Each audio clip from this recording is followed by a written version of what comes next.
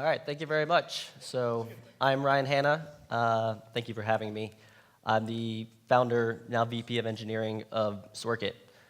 So just to start off, since you'll hear more about Sworkit, but it is a fitness app. I'm not going to make you stand up, but just in case you ever have some neck pain, we're all going to practice something real quick. So take your right hand and put it on your left side of your head. And just put a little pressure towards that hand. You'll just start to feel some tension. Let's do that for about 10 seconds. Okay, and then we'll switch over to the other side.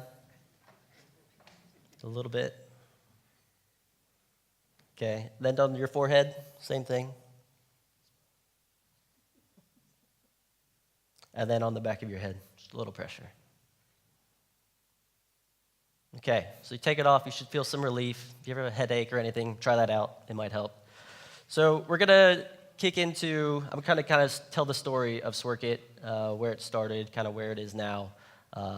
Hopefully, you guys can take some inspiration from this, start working on your projects even harder. So it started off in 2012. I was learning to code. Well, I decided I was going to learn to code, so I started using Code Academy, learning some HTML, CSS, JavaScript. And while I was doing that, it's all online in the browser. I was kind of thinking, all right, if I'm going to take this to the next level, I want a little bit of project to work on for myself. So I was thinking about, so it started off, I've got, I want to do a little bit of a workout today. So I took a couple of exercises, put them in an array, randomized those exercises, and then just would spit that out to myself, and that would be the workout that I would do that day, just 30 seconds intervals. And so that kind of just steamrolled a little bit. I mean, at the start, it was just, this is for me. That sounds very selfish now, but it's something I was going to want to use, so that was important to me, and it was something that I could kind of build on. So at the next phase, it was kind of like, okay, well, if this could be a website, how would that work? So I started to figure out how to build that into a website, got it onto, started looking at it on my phone, and I was like, okay, this doesn't look well, that great. Let's see how we can change it. And then iOS Safari, you couldn't actually play audio without any user interaction. So that's when I started looking around, and I found PhoneGap. So that was the big, the big bulb that went off that was telling me, oh, I could take this little idea that I have, I could build it out, I could put it in the app stores, and just see what happens. So I had a goal of 100 downloads. I was going to work hard to get that.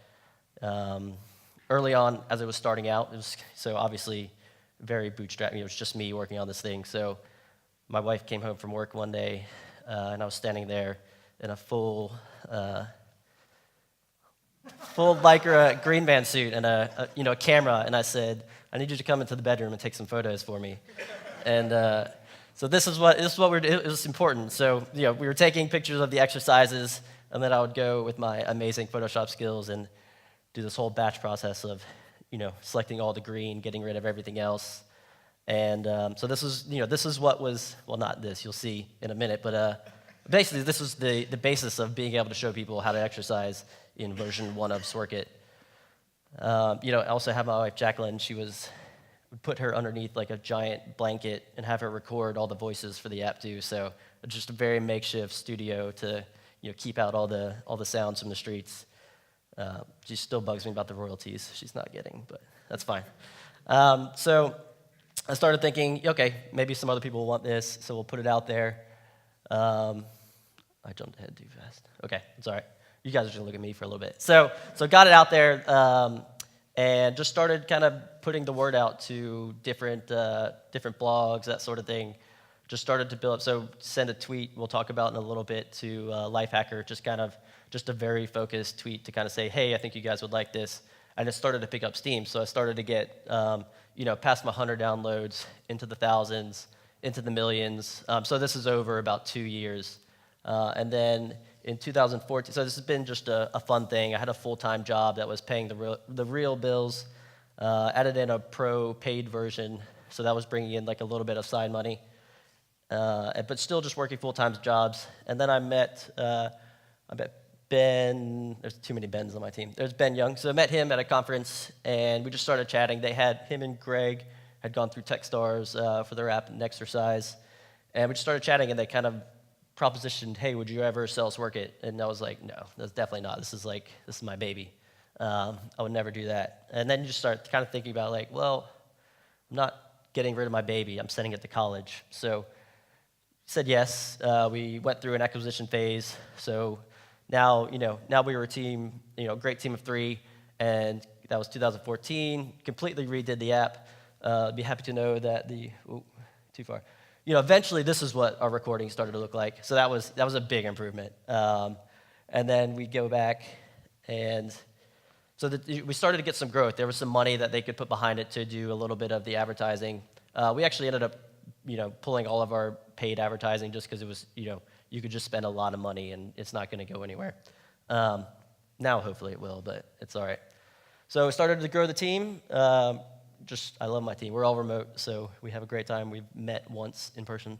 This was it. And so grew the team, and then Ben Young and Greg Coleman went on Shark Tank in America, which is like Dragon's Den in the UK. I think there's other versions throughout. So they had an amazing pitch, asked for 8%, $1.5 million for 8% of the company. Ended up doing a deal with Mark Cuban for 10% instead, so not too bad. And then a bunch of like extra of our advertising we would give to him and his other companies. Kind of like the stories that nobody really says afterwards was eventually once the term sheets were actually signed. So that was filmed 6 months before it aired. So we actually never ended up doing the deal. Apparently that happens to over 50%. But it was a giant primetime television commercial. So this was me. I live in the UK now, so I had a friend streaming me in on Skype, so I could just watch it all happening, and here's me kind of checking all, freaking out a bit, like, is everything gonna break or not? So, this is kind of like the peak of when it was airing on the episode. And yeah, it was a fun time no matter what. Didn't do the deal, so we just kept going out on our own. And kind of the good news now, 5 years later, is so far this year we've been profitable. So that's a big step for a company that's kind of gone through, from nothing to growing this team to where we are now. So this is the app as it is today. We use Ionic. We love it. They are a big part of our team that we don't have to pay any money. No offense. Thank you for being there. So it's an app that lets you, pick. You can either pick your body part you want to work out. You could do individual workouts. It's in 13 languages. You can see the German version there. Or you can do a workout plan. There's a premium offering, so if you want a workout plan, you pay a little extra. We've got all the videos running there. A couple different plugins where we can show some native video on certain devices. And then you can customize your own workouts. So check it out if you need it. It's good for traveling. And then, we're here to transform lives. We've got Justin up here. He's lost 100 pounds at least. He thanks us for that. We have a Sworkit Kids version. You could see, when you see hundreds of kids like projecting your app on the wall, that's pretty amazing. So we got a lot of schools using that, people using it in real life. Stan, this was on day 365. He's used it 400 days in a row. It just blows my. I haven't used it that much. I've been using it for 5 years. So, we've got lots of downloads. We've been featured by Apple and Google. We did Shark Tank. The stat I really love, we've given 50 million workouts. So that's the exciting bit for me. So what are we going to share today? So I'm going to try and share as many nuggets of what I've learned over these past 5 years as I can. So we're going to talk about, kind of building your idea, developing it. This is kind of, some product, some development, how to make money. You don't always hear that part. And then how to kind of market your app. So you've got something, how do you get people to find out about it? So kind of those early days of what Sworkit was doing. So, one of the main things I tell people, if they're asking for advice, I don't just go around telling people this. If you're making something, make something that you want. If you're user number one, you're going to be passionate about it. You're going to, put the time in, like those extra hours in the evening, on the weekends, just to start building that next little thing, make it better for yourself. You're going to be testing it. You can kind of become a content expert. You're not waiting for someone else to give you the content. You start to learn it. And you'll be doing it for fun, which is the most important thing. Then you have, so doing as much as you can first. So especially people who kind of come into this realm not being, if they're not developers. This is also important for developers, but there's so much you can do before you actually have to, write any code at all. So taking the time to actually think your idea through, doing some prototypes with proto.io, InVision, you use Ionic Creator, anything that kind of lets you get a version you can just test with people and without having to get yourself bogged down in code.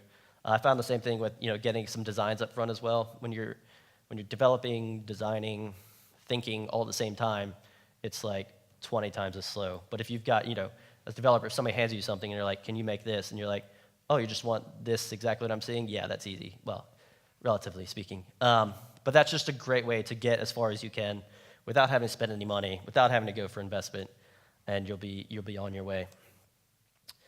So then consider as well in the early times, how you can make money possibly.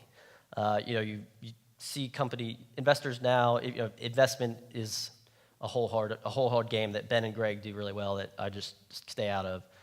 But investors aren't investing in things that are just growing fast anymore. You have to kind of have some revenue ideas. So go ahead and think about that early, and you won't be regretting it later. You kind of show users as well that there's something worth paying for here.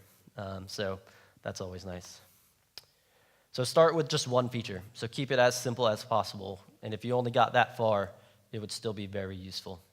All right? So you're going to start getting to that feature bloat as soon as you start thinking the idea. You start to tell people, you tell somebody about it, and then they have this whole other idea of what you could do. Just stay focused on that one thing that's truly important, and you can always add more later.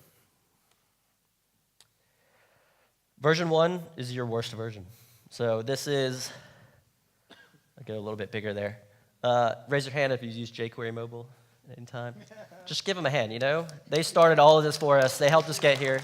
They started to get a lot of slack, but, none of this would have been possible without a beautiful version with me working out. So, up until about 2014, there in the middle is when we did a big redesign, kind of beyond to where we are. So, don't put all the effort in thinking you got to get there.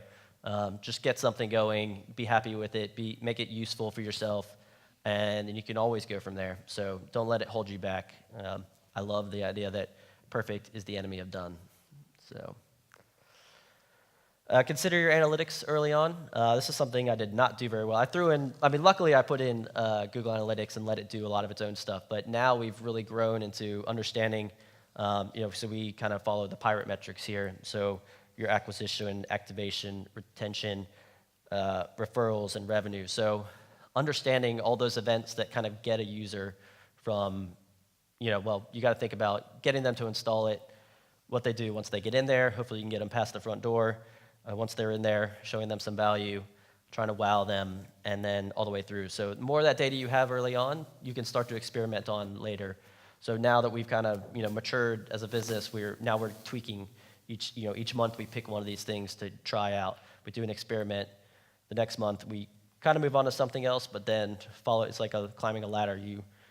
We start experimenting on one, and then the next month we analyze it and try and tweak it a bit more. But kind of spreading it out has helped us a lot. How can you make money? So I'm just going to share some figures that I've found over this time. When I was kind of looking at this stuff, you'd look around and there'd be like answers on Cura and different websites, and they wouldn't really make sense. But so if you're going for just basic ads, so we have ads in Sworkit. We're kind of getting away from them. We're just advertising our own products as well, which we found. We've now gotten to the point where that product is good enough that we can make more money off the subscriptions than the ads. But we found with just normal banner ads, you can get about $80 to $1.25 so that's per 1,000 views. So you need people viewing something for 30 seconds 1,000 times to make that $1. If you're doing like the full screen interstitials, you're probably annoyed with them in all the games you play. You can make about $7 to $12 on those 1,000 views. So that's what a lot of the advertisers are pushing for now. If you want to get into that, you start to get into, we use MoPub for ad mediation. So basically networks compete against each other so you can kind of get the highest bidder at all times. Subscriptions make more money than paid apps. So definitely from my experience, from other people I've talked to, when Sworkit Pro was a separate paid version, we were seeing seeing people get it. We try and get them the free version, then we try and kick them out to another version. A lot of that was actually because the in-app purchase plugins at the time, 5 years ago, were just not really even existent. So I would have gone back and not done this separate app. But we went through I was very nervous about getting rid of an app and trying to convince all these people hey, you go over the other app, you log in, you'll have those features unlocked for you. Super worried about it for a year, and it was just when it happened, it was crickets. Oh, everybody just kind of figured it out. It was all right. So you can the first year when we were just a paid app, say you're making this much. Our first year in as a subscription model, we made about the same that first year. But then, as you've got those reoccurring revenue, all of a sudden, then you start to go up from there. So you got to kind of get past that first initial phase. I liked that we had a paid app in the beginning. I mean, that funded, some of what we were doing. It was a small amount of money, but, I was able to just keep motivated to do it.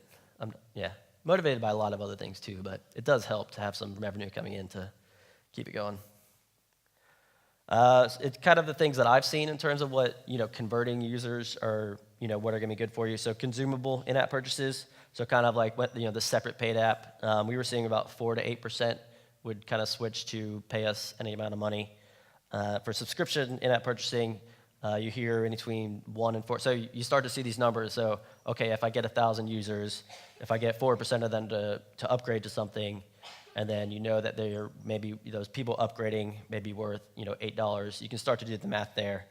But these are the numbers that work for us. If I was kind of building out a business plan or telling they were asking me, these are the numbers I happily share with anyone to help them along their way as well. One interesting thing after a while, so if you're kind of starting out and you're wondering where you've got an idea and you're wondering where can I make money on this. One interesting thing I started to find is you're doing competitive analysis. If you open up the iTunes App Store, I believe the same thing in Google Play, you'll see you can see the paid rankings, you can see the free rankings, and then you can also see the grossing rankings. And I think the only people who look at grossing are developers or marketing people. But you can look at someone. I started to compare in our category some of our people who weren't doing very well. Start off in the grossing column. People who are doing really well in grossing, then kind of look at their free. So maybe they're top 20 in grossing, but 100 and something in free, and you're wondering they've got just a few users, but they're crushing it over here in the revenue stream. So you look at some of those, and you find out what's different about what they're doing.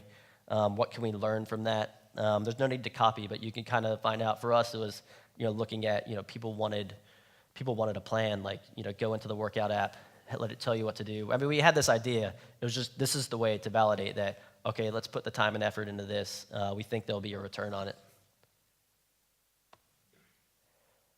Make your paid content obvious. Kind of lock it up in some place. I mean, I don't regret it at all, but we give away too much for free for a very long time. Getting people to work out, that's not a bad thing to do. But when it came to getting people to upgrade, we were kind of just telling them, upgrade for advanced features, and that's just very vague, and that's actually for your power users. But if you can offer something unique and special for even your people who, your beginners, for us it's, it relates to people who haven't worked out in a long time or they're new to working out.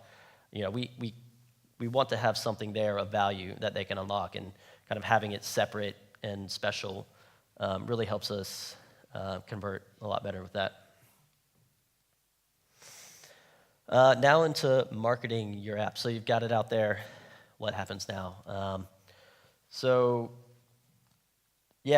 PR companies, you talk about I don't like to put a lot of pressure on if somebody's releasing an app, don't put your pressure on that. Just get it out there, silently get it out there. You've always got time to go out and start marketing it. PR companies could cost, $10,000 a year, a month even. And it's just going to be a whole lot of wasted money, if I'm honest, from the very start. No one knows the product as much as you do. As much as you tell them your story, they're going to try and spin it. Just try and think from the perspective of somebody. I mean, this is what PR companies do. They think of who they're pitching it to and what article they're going to want to write. So just start to write the article for that publication and kind of send us this idea of, summer's coming. You want to get ready for it. Get ready for summer with workouts. You start to write the storyline for them, and you're going to be able to, you'll cross a lot more paths of people who want to say yes to you. So you can, definitely just try it on your own first and see where you can go. I found that, now we have Leanna. She's amazing at social media. I am not amazing at social media. So I've worked, I was trying to be like putting this pressure on myself to like grow the social presence of the app. And I was just trying to be clever all the time. And it just distracted me from actually working on the product. So, unless you're really good at it, don't worry about it yet. Worry about the product that you're building and the value that you're delivering to your customers. Unless you're really good at it, then go for it. And if you need that audience, that's where they are, you're going to have to work on it. So the one thing I like to recommend is, think about where you would find the app. So, think about the publications that you read, and start there. You're familiar with the audience. You relate to the audience. Hopefully you're building something that you relate with. And, just think about that, and then put yourself in the mindset of, okay, now how do I get in there? So kind of what I found at first was this thing, apparently there was a name for it. I didn't know there was a name for it at the time, but influencer outreach. So this was the tweet that I sent back in 2012. Lifehacker is somewhere I was finding a lot of information. I found the exact person at Lifehacker who had written about fitness apps in the past, sent this tweet, and that was like one of the first spikes that we saw. So 10,000 going from 10 downloads a day to 10,000 downloads in one day was fun. So this worked for me. We'll get into the emotional aspect in a bit. I want to make sure I touch on it, but sometimes it works, and that's the good thing. So in terms of influencer outreach, here's kind of the keys that I found. So highly target to an individual. You'll find that you want to be in a publication, and they'll have their contact at whatever.com or info@whatever.com. Try and avoid that one. Try and get down to the exact person that you want to talk to, and then stalk them. It's fine. That's why they're there, I think. That sounds terrible now, but it's okay. You're helping them do their job, so it's all good. Personalize that message. So, put the time into reading their articles. Start with something relating to, saying, hey, I loved what you wrote about in this article. Feel free to butter them up a little bit, make them feel good. And then, keep it short, what you want to tell them. They don't have a lot of time. People get emails. I get emails all the time, and I ignore most of them unless they, say something about my product, because then you just know it's some sort of bot just kicking emails out. Personalize it, keep it short, relate to their audience, kind of tell them, hey, this is why I think your audience wants to hear something like this. Just quickly give them information on where they can go to find the app, how they can get it, if you can give them any sort of free version of it, if you have anything paid, any promo images, just use those as links. Don't, chuck a bunch of media in there. But this has been really, really important to the early successes of what Sworkit was doing. What are we doing on time? Cool. So you'll get a lot of no's. You won't get no's. You'll just get nothings, and that's okay. So you'll put some time in there. Just try and spread it out. Don't sit there and think you're going to do it all in 1 week and it's all going to work out just great. Spread it out. Maybe when you're sitting down for your cup of coffee, you send one of these. It just keeps it fun. And you're not like dreading it all the time and putting a bunch of pressure on yourself. A lot of times people say no. They're not saying no to you, they're saying no to their own time. Like, okay, no, not for me right now. They're not saying that you have a bad product. So don't worry about that. Just keep breathing, keep enjoying it. It'll be all good. So we're gonna do some live marketing. This is gonna be great. All right, let's see how it goes. So, what now? Okay.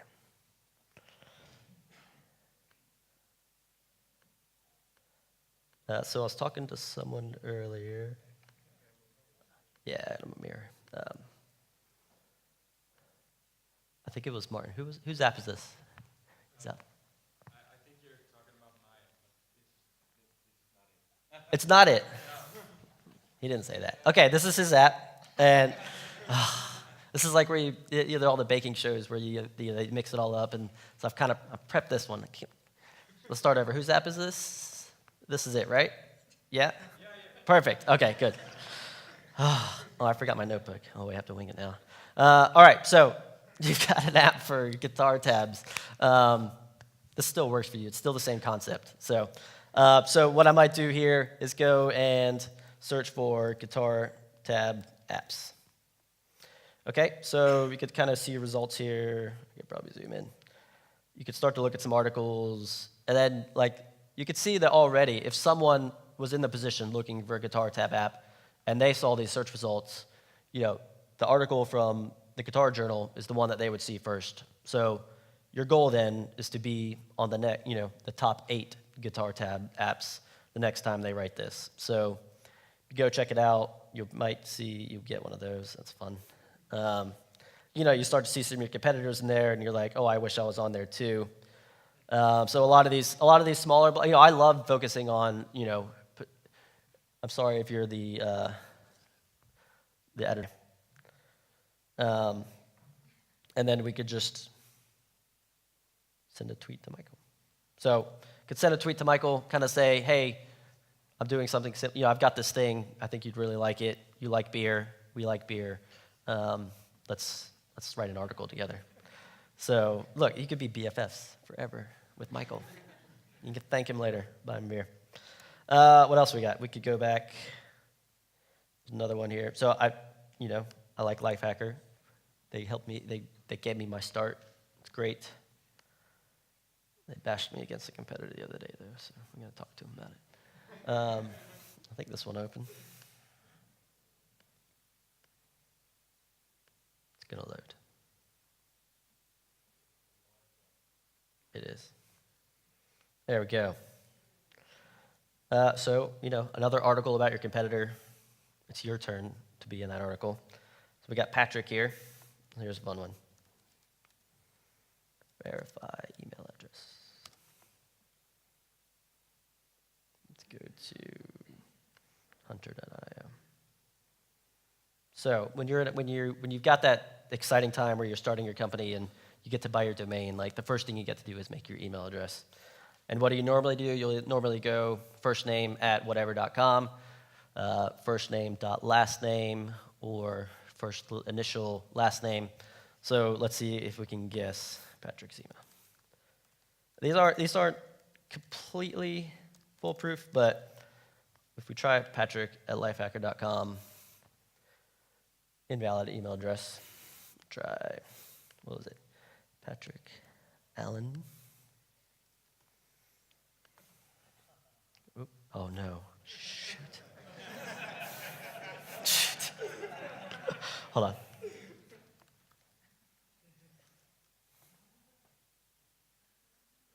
I can just switch to another one, it's fine. Hunter.io.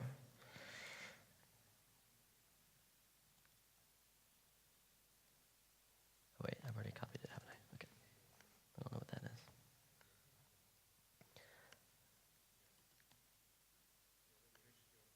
Oh, kidding me. Okay, we don't need them anyways, it's fine.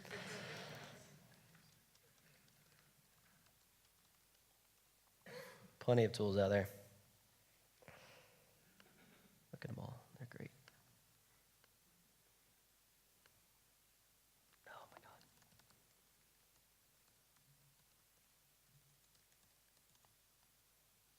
I've got plenty of time, guys. Don't worry.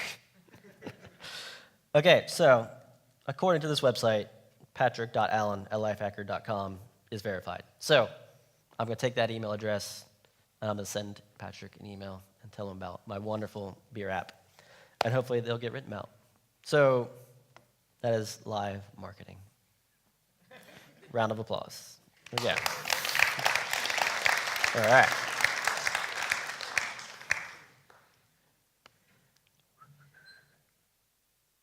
All right. Now it's your turn. So go out, create wonderful things, and then come back and share with the community. They love to hear about it. They'll let you come up here and talk about it. It's great. Just make sure, any framework you use, tell them about it. That's another great way to get some free advertising because you've all downloaded Sworkit now, and we're all going to be healthier. It's good. So that's all I have for now. Feel free to ask any questions you would like.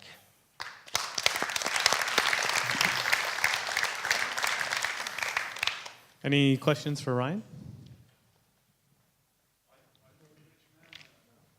What's that? Are you a rich man? I am rich in happiness. I'm not a rich man. We have a lot of bills to pay, but no, we're good. We're having a great time. We get to do what we want. We're very flexible, remote. I have a very happy life, but I still have to work. Yes, it's fun work though. Okay, we got a question up there. Did you have to make any custom plugins? I've made a similar kind Yeah. of workout app, and I had to make a few custom plugins for audio ducking and things like that. So I'm wondering if you had to do similar things. Yeah, I did. For audio ducking, we started off with one of the low latency audio ones. So we've done a lot of editing of other people's plugins. We've only actually written 2 plugins ourselves. So we wrote a Google Fit plugin, so to send workouts to Google Fit, and we wrote a Apple Watch plugin. We wrote it all the native. Yeah, it was a little bit of a plugin. The guy was like a native Swift developer. He was amazing. He just like found some examples and just created it. It was supposed to take him like 3 days. He did it in 1 day, and I was just like, okay, cool. You've never looked at Cordova PhoneGap at all. Like that was easy to create your plugin. So thank you. We still pay you for the 3 days, but that's all right. But no, it was good. Yeah, so we created 2, and then used a ton.